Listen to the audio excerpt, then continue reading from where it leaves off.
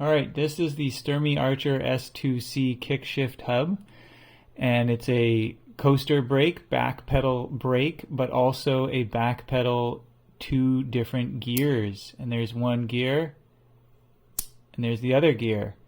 And so you can basically have a gear, or 2 gears and brakes all in one hub. You know, it's a great around town beater commuter bike, very low maintenance. You don't even really need cables on your bike, which is awesome, although I recommend a front brake anyway.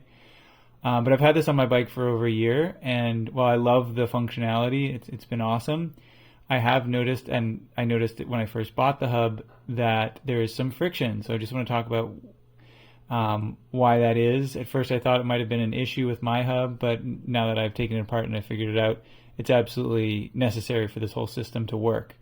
But yeah, you can see this doesn't just spin freely on the axle. All I'm doing is holding the axle and it doesn't spin freely. And the reason for that is that this part here is your planetary gear system that spins faster than your cog always. And I can prove this by spinning this axle, and you can see, let's go. Yeah, you can imagine I'm turning the cog and you can see the planetary, this drum is spinning faster than that cog, about 1.5 times faster, something like that. And the idea here is that when these pawls, these little guys here on the faster speed are out, they are engaged with the outer drum that attaches to the rest of your wheel, and so your wheel spins that 1x faster than your cog. And you back shift and it'll eventually register that. There it is. It doesn't actually take a whole bunch of turns. It's usually just about a half turn on the actual bike. But now that those pawls are retracted, this gear hub does not add any extra speed, and so it's now a direct drive because the cog here is directly connected through an internal metal drum housing, but this cog is directly connected to these pawls essentially.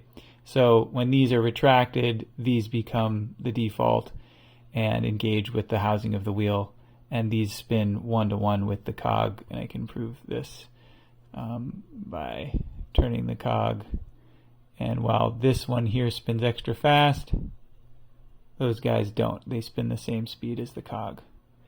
And so that's your default speed, one-to-one speed.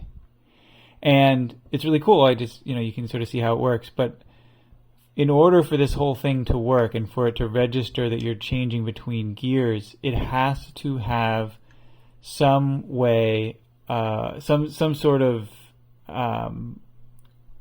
some mechanical way of knowing that you're pedaling backwards. If the whole system, just spun freely and had no differential between two parts, there would be no friction or nothing to determine that something should be triggered.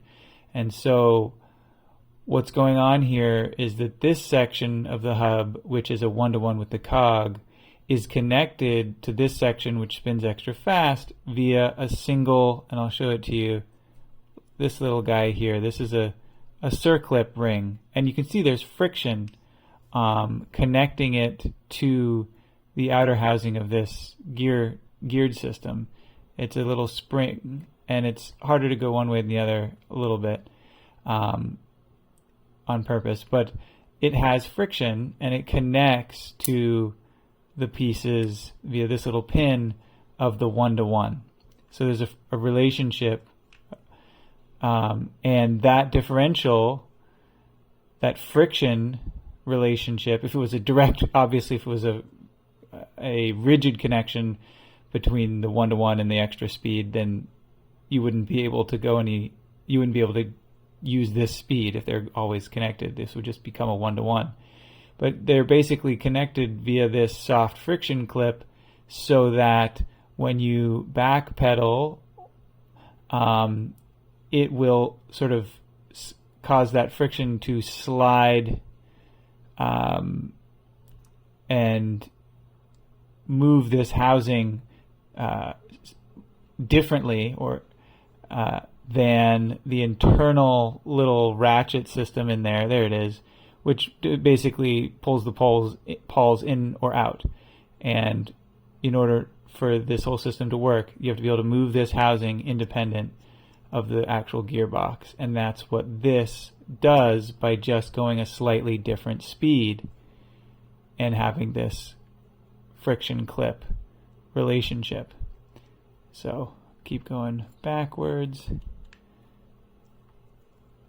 I'm just doing this by spinning the actual axle.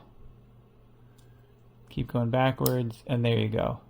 It will actually engage. And so that's how this thing is able to work, is it needs that relationship between these two pieces, and that relationship is got to have, it can't be a direct drive, and it can't be completely free, so it's this friction clip. So that's the first place where you're going to get some friction in this system. And but unfortunately, that's not where it stops, because this is also a coaster system, and all coaster systems work by having some amount of internal friction again, so that it can register you're pedaling backwards and engage the coaster brake. And the way this one works is that there's there's sort of like flat sections on this internal drum, and these are the little roller bearings that go in there, and when you pedal backwards they will expand outwards. Let's see if I can get it to happen. Here we go. I think it's this way. Yeah, they kind of rub. Let's see if I can.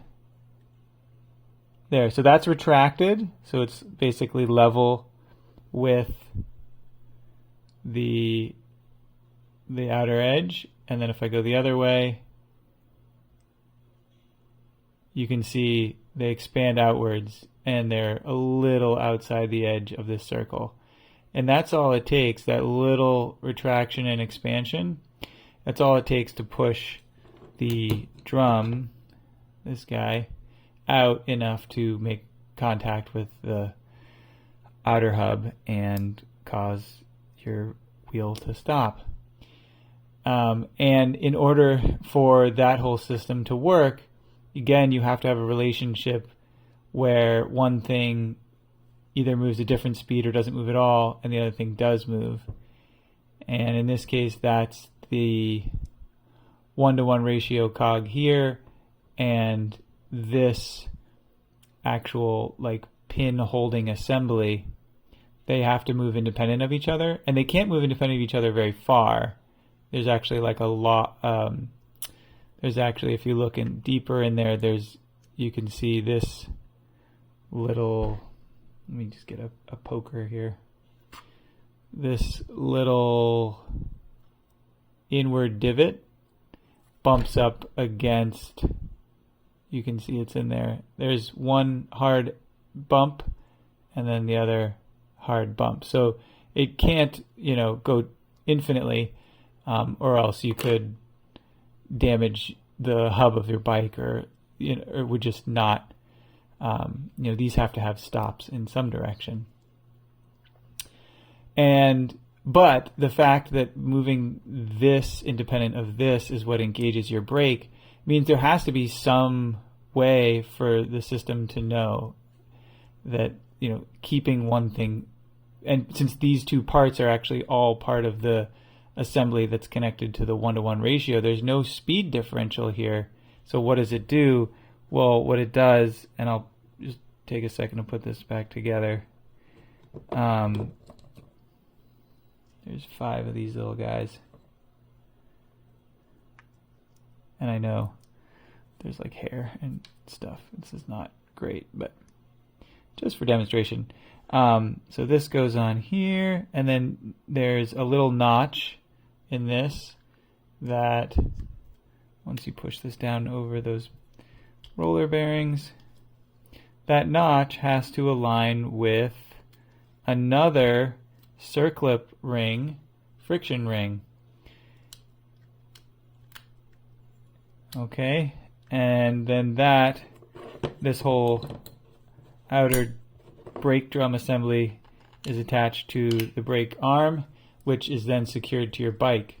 And so the drum stays still, but is also friction connected to the actuators.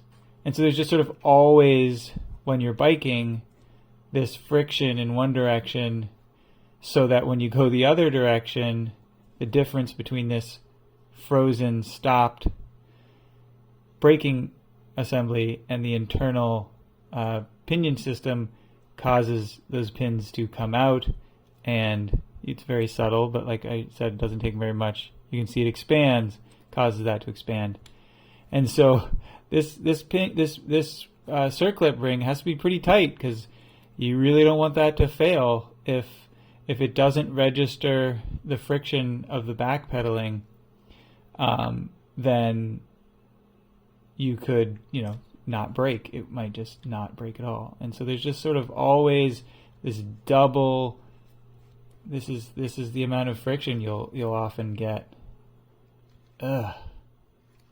It does not feel great, but the whole system needs that. I'm sure there's some extra lubrication you can add to reduce it somewhat, but there's my explanation, my understanding of how this works and why friction is inherent in the S2C. Otherwise, like I said, it's really fun to ride, and I don't notice it that much, all this friction. Thanks for watching.